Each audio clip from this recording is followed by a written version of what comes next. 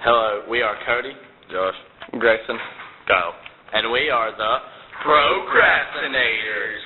And this is our adaptation of The Girl Who Can. Ama Ada Ido was born in Ghana, Africa, where her father was the village chief. He wanted her to have a Western education and sent her to a university in Cape Coast, Ghana.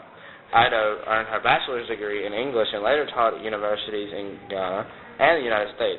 She has written plays, short stories, poetry, and novels. Her fiction, written in English, often explores the conflict between Western and African cultures and the roles of women in modern society.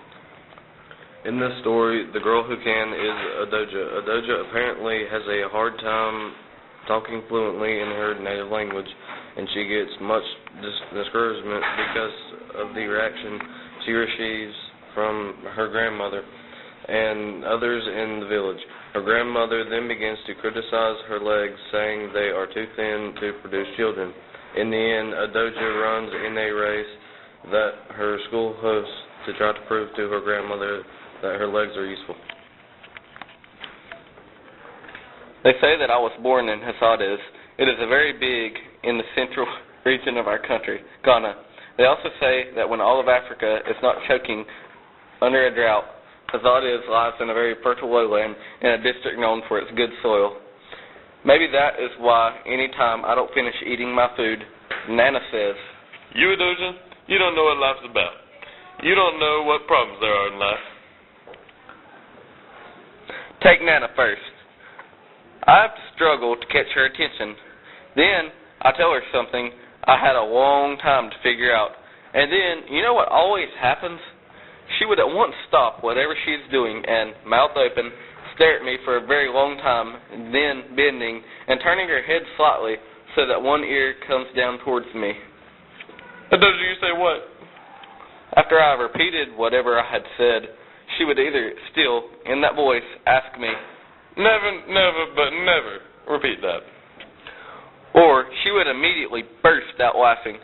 She would laugh and laugh and laugh until tears run down her cheeks, and she would stop whatever she is doing and wipe away the tears with the hanging edges of her cloth.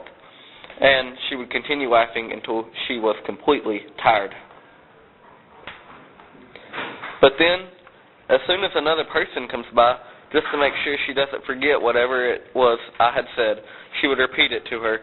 And then, of course, there would be two old people laughing and screaming, tear-faced grown-ups. And all that performance for whatever I had said, I find something quite confusing in all of this.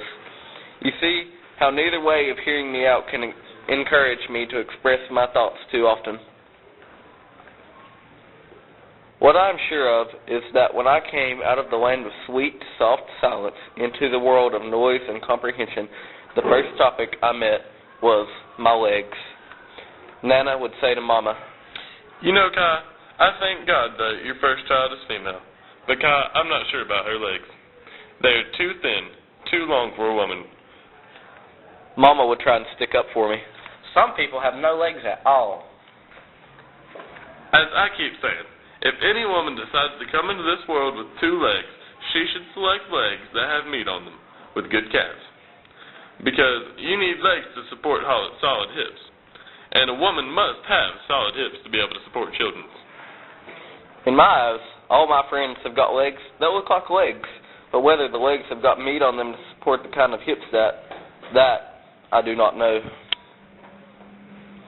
Running with our classmates in our small sports field and winning first place each time never seemed to me to be anything about which to tell anyone at home. This time, it was different. I don't know how the teachers decided to let me run for the junior section of our school in the district games, but they did. And yes, I won every race I ran for my school, and I have won the cup for the best all-around junior athlete.